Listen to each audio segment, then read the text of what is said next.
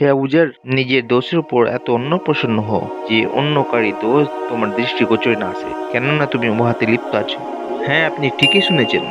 মনোযোগ সহকারে শোনেন ও পড়েন।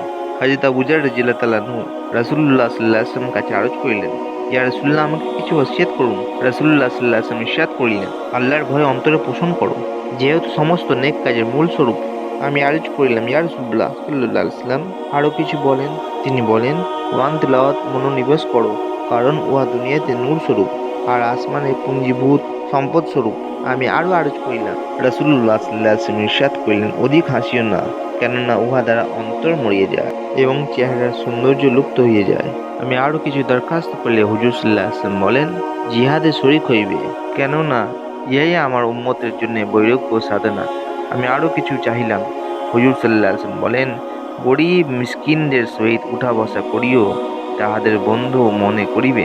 আমি আবার চাহিলাম।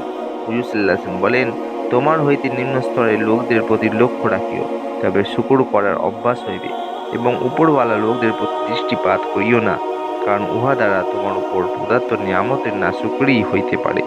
আমি আরো উপদেশ চাহিলে হুজুর সাল্লাল্লাহু আলাইহি ওয়াসাল্লাম বলেন, হে আবু যর, তুমি নিজের দৃষ্টিতে এত অন্য প্রসন্ন হও কে অন্য কাহারই দোষ তোমার দৃষ্টিগোচরে না আসে, কেননা তুমি উহাতে লিপ্ত আছো।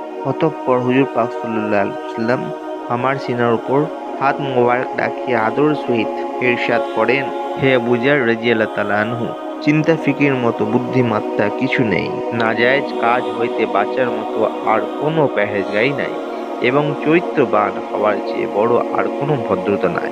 সেই জন্য আমার ভাই বোনেরা যাহারা আমাকে শুনছেন, অন্যকে দাওয়াত দিয়ে নিজের জিন্দেগিতে এই গুণগুলো ফুটিয়ে তুলেন এবং সাবস্ক্রাইব করে আমার সাথে জুড়ে যান।